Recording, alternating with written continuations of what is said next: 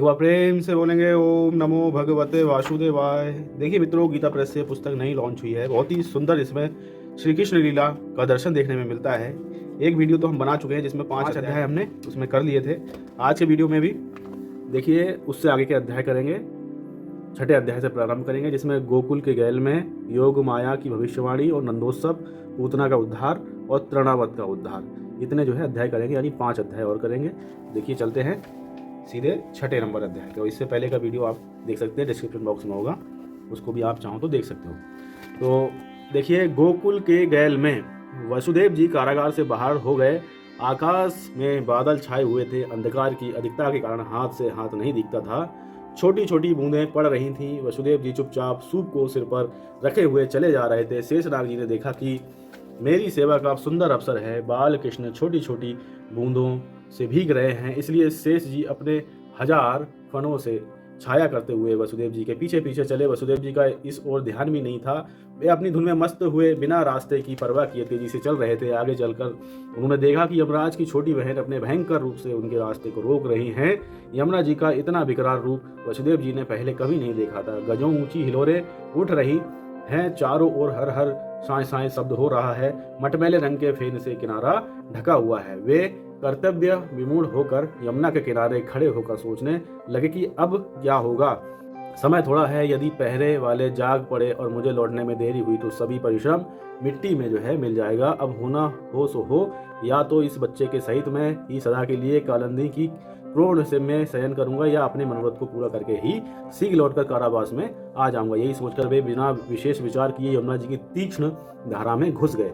यमुना जी ने देखा कि आज तो सुवर्ण अवसर प्राप्त हुआ है। स्वामी के चरण स्पर्श का सौभाग्य आज अनायास ही उपस्थित हुआ है। ये सोचकर कालंदी अपने पति के चरण कमलों के स्पर्श के लिए ऊंची उठी। वसुदेव जी डर गए। उन्होंने टोकरी को सिर से, यहाँ पे देखिए इस प्रकार से बहुत ही सुंदर चित्र है, और शेषनाग जी है। यहाँ पे देखिए यमुना जी काफ़ी ऊंची लहरें किए हुए हैं, चरण स्पर्श करना है। फिर आगे देखिए, टोकरी को सिर से ऊंचा उठाया। वे ज्यों ज्यों उसे ऊंचा उठाते थे, कालंदी का जल त्यों त्यों और ऊंचा उठता जाता था। जब उन्होंने देखा कि जल की कोई था नहीं है, तब वह टोकरी में भी भरने लगा। तब उन्होंने जल्दी से टोकरी को जल में रखकर कहा कि ले देवी, यदि तेरी यही इच्छा है तो इसे ही ले ले। बस अब क्या था, यमुना जी का मनोरथ सफल हुआ। चरण स्पर्श करते ही वे एकदम उतर गईं और वसुदेव जी जहां तहां चलते जाते वहां वहां घुटुओं की जल हो जाता। इस प्रकार वे निर्विघ्न गोकुल में पहुंच गए। भादों की भयावनी रात्रि के निविड़ अंधकार में भी वे रास्ते को नहीं भूले। दो घड़ी में ही वे नंद भवन में उपस्थित हो गए। वहां उन्होंने देखा कि गौओं के वज्र के बीच में यशोदा जी बेसुध पड़ी हुई है। इधर उधर बहुत सी दासियां सहन कर रही हैं। बड़े बूढ़े गोप गाड़ाओं के ऊपर सो रहे हैं। ईंट पत्थर के मकान तो वहां थे ही नहीं, काठ के गाड़ाओं से सामान भरा हुआ था। इधर उधर गौएं बंध रही हैं, बीच में स्त्रियां सो रही हैं। वसुदेव जी धीरे से गोपालों के बीच में होते हुए यशोदा जी के पास पहुंच गए। उन्होंने पैरों के पास एक सघा प्रसूता कन्या पड़ी हुई है। योग माया के प्रभाव से उन्हें कुछ थोड़ा सा ये पता चला कि मेरा कुछ हुआ है, किंतु पुत्र है या पुत्री इसका कुछ उन्हें अनुभव नहीं हुआ। वसुदेव जी ने कन्या को उठा लिया और उसके स्थान पर अपने लड़ेते लाल को लिटाकर उन्हें पैरों से पीछे की ओर लौट पड़े। थोड़ी देर तक वे धीरे धीरे चले। जब देखा कि वे गोकुल से थोड़ी दूर निकल गए हैं, तब उनके जी में जी आया। अब वे जल्दी जल्दी चलने लगे। यमुना जी की था तो उन्हें पहले ही मिल गई थी कि पहले पहल कुछ गहरी है, नहीं तो सब कुछ घुटनों का ही जल है। किंतु अब के उन्हें सर्वत्र घुटनों तक ही जल मिला। उन्हें इस बात से बड़ा आश्चर्य हुआ। जल्दी जल्दी मथुरा की ओर चल पड़े। कारागार के दरवाजे पर जाकर उन्होंने देखा कि पहरेदार उसी भांति नींद में बड़े घुर्राटे भर रहे हैं। उन्हें बड़ी प्रसन्नता हुई। उसके भीतर घुसते ही फाटक अपने आप बंद हो गई।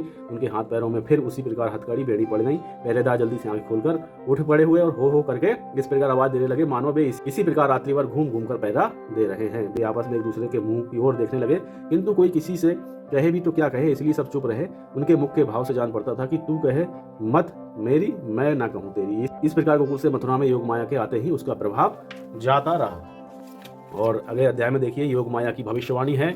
योग माया क्या भविष्यवाणी करती है, यहाँ पे देखिए। वसुदेव जी यशोदा के उदर में उत्पन्न हुई कन्या रूपी योग माया को लेकर अपने स्थान पर आ गए। आते ही वह चंडी देवी रुदन करने लगी। उसके रुदन को सुनते ही चौकीदार चौकन्ने होकर चारों ओर देखने लगे। वृषभ चंद ने गंधर्वराज से कहा, अरे देखता क्या है, जाकर महाराज से कहे क्यों नहीं आता कि बालक उत्पन्न हो गया है।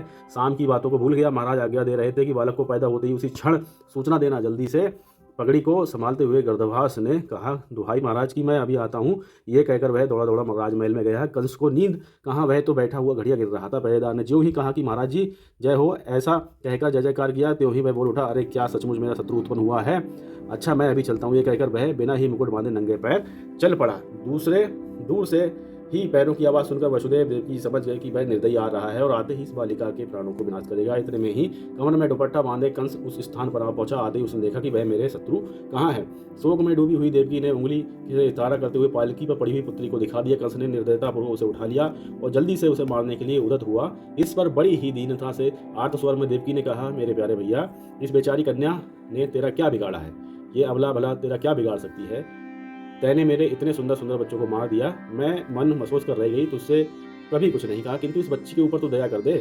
अपनी छोटी, यहाँ पे देखिए योग माया का चित्र है और ये कंस है, बच्ची को मारने के लिए जाता है। यहाँ पे देखिए भविष्यवाणी हो रही है, योग माया की भविष्यवाणी इस प्रकार से इस चित्र में बताया गया है। फिर देखिए आगे, अपनी छोटी बहन की इस प्रकार प्रार्थना को स्वीकार कर ले, मैं जोर नहीं देती, तुझसे भीख मांगती हूँ, मुझे भिक्षा में इस बच्ची को दे दे। इतना कहते कहते देवकी जोर से रुदन करने लगी, किंतु उसका वज्र का हृदय तनिक भी न पसीजा। वह जोरों से ठहाका मारकर सूखी हंसी हंसता हुआ कहने लगा, मेरे शत्रु को पैदा करने वाली, क्या तू मुझसे इस प्रकार की दया की आशा रखती है? क्या तू जानती नहीं 8वें गर्भ से ही मेरा शत्रु उत्पन्न होने वाला है? इसे मैं कैसे छोड़ सकता हूँ? देवकी ने दीनता से कहा कि भैया भला सोचो तो सही, ये कन्या तुम्हारा क्या बिगाड़ सकती है? कंस ने देवकी की विनती पर कुछ भी ध्यान नहीं दिया। उसने रक्त वर्ण की उस अबोध बालिका को उठाकर पास में ही पड़े हुए पत्थर पर जोरों से फटक दिया। पत्थर पर गिरते ही वह दिव्य रूप से चतुर्भुजी मूर्ति होकर आकाश में प्रकाशित होने लगी। उसके चारों ओर प्रकाश में मंडल था। एक हाथ में खड़ग, दूसरे हाथ में फरसा लिए, अन्य दोनों हाथों से वर और अभय मुद्रा से युक्त होकर गंभीर वाणी में कहने लगी, अरे ओ मूढ़, मुझे मारकर तू समझता है कि मैं निर्भय हो गया, किंतु ये तेरा कोरा भ्रम ही है। तेरा मारने वाला तो अभी यहीं कहीं मौज कर रहा है, कालांतर में वह तेरा संहार करेगा। महामाया की ऐसी भविष्यवाणी सुनकर पाप के कारण जिसका हृदय निर्बल बन गया है, ऐसा वह भोजकुल का कलंक कंस और भी अधिक भयभीत हुआ। अब वह अपने पापों को स्मरण करके कांपने लगा। कांपते हुए उसने वसुदेव और देवकी से कहा, आप दोनों को मेरे कारण बड़ा कष्ट हुआ है, क्या करें? उन्हीं अब कुछ करा लेती है, भाग्य को मेटने की सामर्थ किसी में नहीं है। तुमको भी प्रारब्ध के वशीभूत होकर ही इतने दुख सहने पड़े। जो बच्चे मारे गए उनका भी प्रारब्ध ऐसा ही था। अब सोच करने से क्या होता है, इसलिए धैर्य धारण करो और अब अपने घर जाकर सुखपूर्वक आनंद से रहो। ऐसे कहकर देवकी और वसुदेव जी को कंस ने कारागार से मुक्त कर दिया। उन दोनों को मुक्त करके कंस अपने स्थान को लौट आया, किंतु उसे कल नहीं पड़ती थी। वह बार बार उसे योगमाया के शब्द याद आते थे कि तेरा मारने वाला कहीं उत्पन्न हो गया है। ये शब्द प्रति क्षण उसके कानों में गूंजने लगा। हार कर उसने अपने सभी मंत्रियों को बुलाया और उसने अपने शत्रु को खोजकर उसके मार डालने के विषय में भांति भांति की मंत्रणा करने लगा। और अब देखिए आगे नंदोत्सव का सुंदर वर्णन हमें देखने को मिलेगा। देखिए इधर यशोदा जी को चेत हुआ, यानी उनकी निद्रा जागी। उन्होंने देखा एक नीलमणि के समान तेज पुंज बालक पास में ही पड़ा हुआ है। पास में सोई हुई सखी एकदम जग पड़ी। चारों ओर आनंद की धूम मच गई।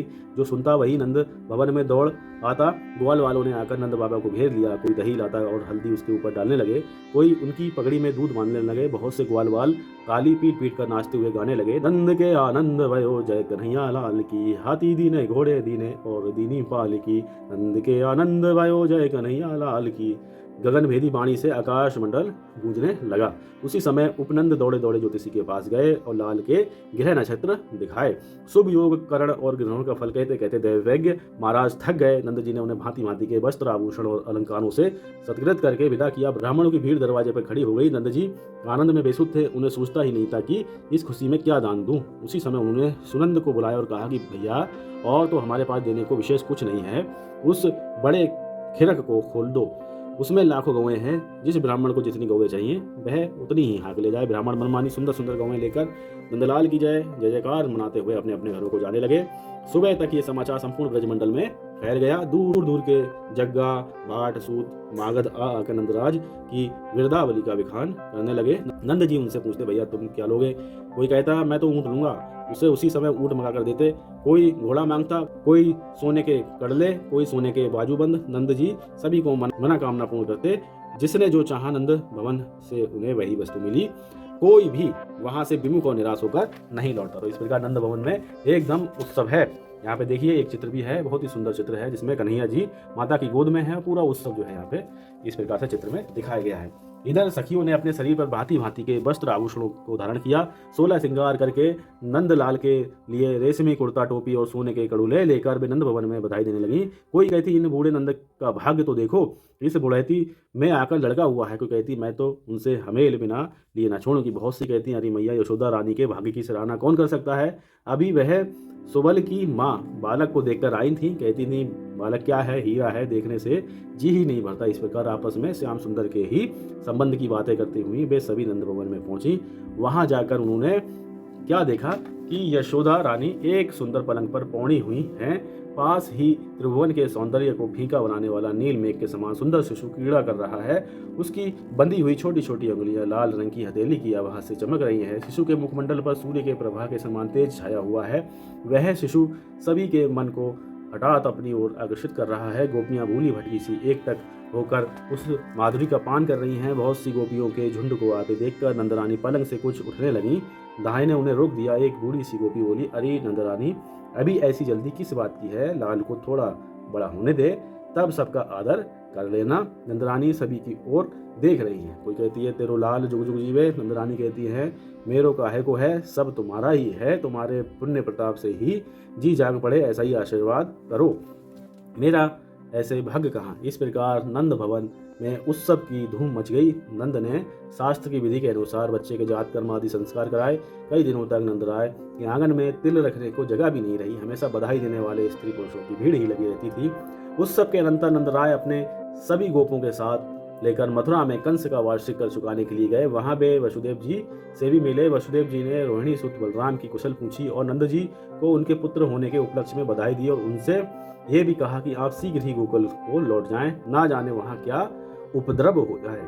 वसुदेव जी की यह बात सुनकर नंद जी अपने गोप वालों के साथ गोकुल लौटने के लिए उद्यत हुए। अब देखिए अगले अध्याय में पूतना का यहाँ पे उद्धार होगा। ये पूतना का उद्धार होगा। यशोदा मैया अपने लाला को प्राणों से भी अधिक प्यार करती थी। बालक के रूप लावण्य की संपूर्ण ब्रज में चर्चा है। नित्य ही हजारों दर्शनार्थी यशोदा नंदन के दर्शनों को आते हैं। माता को इतनी भीड़ भाड़ विशेष रुचिकर नहीं, फिर भी किसी से वे मना नहीं करती। कोई यूँ ना कह दे कि अच्छा लड़का हुआ है, नंदरानी उसे देखने भी नहीं देती। इसे भय से वे किसी से भी कुछ नहीं कहती। सभी ग्वालिन लाला को गोदी में लेकर खिलाती, लाड़ चाव करती। इसमें उन्हें बड़ा ही आनंद आता। इधर योग माया के वचनों से कंस और भी अधिक भयभीत हो गया। मंत्रियों की सम्मति से उसने मथुरा मंडल भर के इसी पक्ष में होने वाले सभी बालकों के वध का निश्चय किया। अत्यंत ही क्रूर कर्म करने वाली मायावती पूतना इस काम के लिए नियुक्त की गई। उसने हजारों ही बच्चों के प्राणों का अपहरण किया। एक दिन वह नंद जी के ब्रज में भी गई। उस समय अपनी इच्छा के अनुसार रूप बनाने में समर्थ उस राक्षस ने अत्यंत ही रूपमती स्त्री का भेष बना लिया। वह अपने हाथ से कमल को घुमाती हुई मंद मंद गति से यशोमती भवन में जा पहुंची। सभी गोपिकाएं उसके अनुपम रूपण लावण्य को देखकर मंत्रमुग्ध की भांति उसकी ओर देखती रही। यशोदा जी ने समझा कि यह रोहिणी जी की कोई सहेली है, मथुरा से बधाई देने आई है। रोहिणी जी ने समझा यह कोई नंदगांव या बरसाने की है, यशोदा जी के पुत्र का समाचार सुनकर आई है। इस प्रकार दोनों ने ही उस छद्मवेश धारणी राक्षसी का सत्कार किया। पास में बैठी हुई अन्य गोपिकाएं तो उसके सौंदर्य से ही भौचक्की रह गई। अतः किसी को भी उससे कुछ पूछने की हिम्मत ना हुई। उसने आते ही पालना में पौड़े हुए लाल को उठा लिया और कालकूट विष में लिपटे हुए अपने सुंदर कुंठक के समान गोल स्तनों के बच्चे के मुंह में दे दिए, जिनसे किसी के मन के भाव नहीं छिपे रह सकते। भावों के जो जनक हैं, कालकूट को पचाने वाले के भी जो गुरु हैं, वे सर्वेश्वर भगवान पूतना के अभिप्राय को समझकर ही धीरे धीरे मुंह हिला हिलाकर उसके स्तनों को पान करने लगे। अपने करों से उन्होंने बक्षा स्थल पर बंधी हुई उसकी अंगिया को कसकर पकड़ लिया और दूध के साथ ही धीरे धीरे उसके मर्म स्थानों से प्राणों को भी खींचने लगे। अब तो वह राक्षसी व्याकुल होकर तड़पने लगी।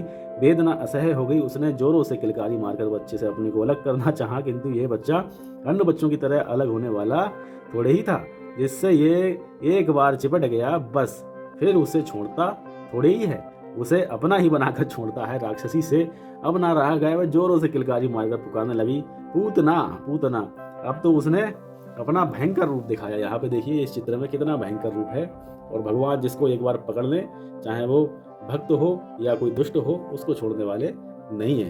यहाँ देखिए, फिर देखिए कन्हैया ने उसके कठिन स्तनों को और कसकर पकड़ लिया और दूध पीते पीते ही धीरे धीरे कहने लगे, कोई बात नहीं, यदि तेरे पूत ना है तो मैं तो तेरो पूत मौजूद ही हूँ, तू घबरावे मत। ये मत सोच कि पुत्र के बिना गति नहीं होती। मैंने तेरा शीर पिया है, मैं ही तेरा पूत हूँ, तुझे सदगति प्रदान करूंगा। इतना कहते कहते भगवान उसके प्राणों को जोरों से खींचने लगे। राक्षसी अब अधिक सहन न कर सकी।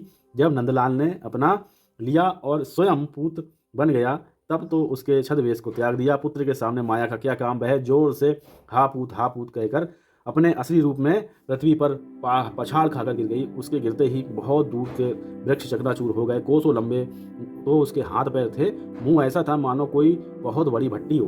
दोनों नासिकाओं के नथुने दो लंबी लंबी गुफाओं के समान दिखने थे। उसकी डाढ़ें इतनी भयंकर की देखकर डर लगता था। हाथ पैरों के नाखून गज गज भर के लंबे थे। थोड़ी देर में वह निर्जीव हो गई। कन्हैया उसके स्तनों को पकड़ पकड़ कर खिलवाड़ करने लगे। पास में ही बैठी हुई रोहिणी, यशोदा तथा अन्य गोपिकाएं भौचक्की सी होकर हाथ फैला फैलाकर डरी हुई कहने लगी, हाँ मेरे लाल, अरे इस राक्षसी से कोई मेरे लाल को छुड़ाओ। गोपियों ने जब देखा कि राक्षसी अब बिल्कुल मर गई है तो उन्होंने जल्दी से मदन मोहन को उठा लिया। यशोदा मैया ने अपने आंखों के तारे को छाती से लगाया। गोपिकाएं नाना भांति के मंत्र यंत्रों से लाल की रक्षा करने लगी। बहुत सी गोप ग्वाल भी आ पहुंची। वे उस राक्षसी को काट काट कर एक खान में फेंकने रहे थे। उसी समय नंदजी भी अपने साथियों सहित मथुरा आ गए। सब वृतांत सुनकर उन्हें परम आश्चर्य हुआ और बच्चे की मंगल कामना निर्मित वेदज्ञ ब्राह्मणों को सहस्त्रों गौएं दान की। अब देखिए एक और उद्धार होगा। एक राक्षस है तृणावत, इसका उद्धार होगा। पढ़ते हैं कथा। देखिए एक दिन पालने में पड़े ही पड़े श्री कृष्ण भगवान पैर पीट पीट कर रोने लगे। लाल के रोने के शब्द को सुनकर मैया दौड़ी दौड़ी पालने के पास पहुंची और बच्चे को जल्दी से उठाकर छाती से चिपटा लिया। लोरियां गाती गाती अपने स्तनों का दूध पिलाते लगी। दूध पीते पीते जब श्याम सुंदर का पेट भर गया तो वे किलकारियां, फिर देखिए यहाँ पे इस प्रकार से एक चित्र है। ये जो है राउंडेड घूमता है, इस प्रकार से ये राक्षस है और कन्हैया जी को ऊपर बिठाए हुए। फिर देखिए तो वे किलकारियां मार कर हंसने लगे। माता उनके मुख को बार बार निहारती और बार बार उसे चूमती। माता ने देखा कि छोटे से बच्चे में बड़ा भारी बोझ हो गया, यहाँ तक कि अब वे अधिक देर तक श्याम सुंदर को गोदी में बिठाने में भी असमर्थ हो गई। हार कर उन्होंने बालक को जमीन पर बिठा दिया। बैठे ही बैठे मोहन हाथ के अंगूठे को मुंह में देकर खिलवाड़ करने लगे। माता बच्ची को प्रसन्न देखकर अपने घर के अन्य कामों में लग गई। इतने में ही आकाश में बड़ा भारी बवंडर सा दिखाई देने लगा। असल में वह तृणावत नाम वाला कंस का भेजा हुआ असुर था। वह वज्र के छोटे छोटे बच्चों के वध के ही नियुक्त किया गया था। वह ब्रज के छोटे छोटे बच्चों के वध के लिए ही नियुक्त किया गया था। वह आंधी के अंदर छिपा रहता था और छोटे छोटे बच्चों को उठाकर उन्हें मार डालता था। इसलिए वह अकेले खेलते हुए बालकृष्ण को भी आकाश में उड़ा ले गया। उसने संपूर्ण ब्रजमंडल को धूलि से आच्छादित कर दिया। सभी ब्रजवासियों की आंखों में धूल भर गई। कोई किसी को देख नहीं सकता। सभी व्याकुल हो होकर इधर उधर दौड़ने लगे। 2 घड़ी तक एकदम अंधकार ही अंधकार रहा। यशोदा मैया उस आंधी में भी अपने मोहन को खोजती फिर रही थी, किंतु मोहन अब कहाँ। इससे माता की व्याकुलता बढ़ती गई। 2 घड़ी पश्चात जब धूलि कम हुई, आकाश स्वच्छ हुआ। गोप ग्वाल परस्पर एक दूसरे की कुशल से पूछने लगे, किंतु यशोदा मैया अपने लाल को ही खोज रही थी। जब उन्होंने दूर दूर तक कृष्ण को नहीं देखा तब तो वह कुर्री पक्षी की भांति विलाप करने लगी। बच्चे के वियोग में जिस प्रकार गौ रमाती है उसी प्रकार ऊंचे स्वर में हा कृष्ण करके माता पुकारने लगी। इधर भगवान को लेकर वह असुर बहुत ऊंचे आकाश में उड़ गया। अब तो उसने प्रत्यक्ष असुर का रूप धारण कर लिया। दिग्गज हाथी के दांतों की तरह उसकी लंबी लंबी तीक्ष्ण डांडें थीं। सूप के समान लंबे लंबे कान थे। पत्थर के समान भयंकर शरीर था। कन्हैया उसके कंधे पर बैठे बैठे क्रीड़ा कर रहे थे। असुर उन्हें मथुरा की ओर उड़ाना चाहता था, किंतु उस छोटे से बालक इतना भारी प्रतीत हुआ कि इधर उधर उड़ना उसका संभव नहीं रहा। वह किंतु मूढ़ हो बना, ज्यों का त्यों ही आकाश में रुक गया। अब उसे रुकना भी कठिन हो गया। भगवान ने अपना शरीर को और भी अधिक भारी किया। अब तो वह घबराकर भगवान को कंधे से नीचे फेंकना चाहता था। देखिए चित्र में भी है, कंधे से नीचे फेंकना चाह रहा है ये असुर, लेकिन भगवान इतने भारी हो गए कि इनका बोझ नहीं उठ रहा है उस पर। फिर देखिए तो ये चिपट कर छूटना तो ये जानते ही नहीं है। असुर ज्यों ज्यों छुड़ाने की कोशिश करता त्यों त्यों ये उससे और अधिक लिपटते जाते थे। शरीर के बोझ से दैत्य बेहोश हो गया। उसके मुंह से रक्त की धारा बहने लगी। तृणावत का बुरा हाल था। वह जीभ निकालकर जोरों से हाँफने लगा। वह दाएं हाथ से भगवान को छुड़ाना चाहता था, किंतु कन्हैया ने अपने कोपल करों से वज्र के समान उसकी कठोर भुजा को वहां का तहां ही दबा लिया। अंत में वह बेहोश होकर गोकुल में पड़ी हुई एक शिला के ऊपर धड़ाम से गिर गया। गिरते ही उसके प्राण पखेरु संसार से सदा के लिए उड़ गए। वह तामस शरीर वाला राक्षस भी भगवान के हाथ से मारे जाने के कारण सदगति को प्राप्त हुआ। इधर शिला पर खेलते हुए यशोदा नंदन को एक गोपी ने देख लिया। उसने अत्यंत उल्लास के साथ कन्हैया को उठा लिया और जल्दी से पुचकारती हुई यशोदा जी के पास ले गई। फिर क्या था, संपूर्ण गोकुल में आनंद की बधाइयां बजने लगी। सभी को आश्चर्य के स्वर से कहने लगे, अहो ये कितने आश्चर्य की बात है, बालक को राक्षस से भी कुछ क्षति नहीं हुई है, ये तो काल के गाल से भी सकुशल बचकर चला है। यशोदा जी ने बच्चे को बार बार प्यार किया। नंद जी ने प्रसन्नता के कारण बहुत सा दान पुण्य किया। वे सोचने लगे, ये बालक तो कोई अलौकिक जान पड़ता है जो इतने संकटों से भी सदा कुशल पूर्वक बचा रहा है। उस दिन से यशोदा मैया सदा बच्चे के विषय में सचेष्ट रहने लगी। बोलिए कृष्ण भगवान की जय। ओम नमो भगवते वासुदेवाय।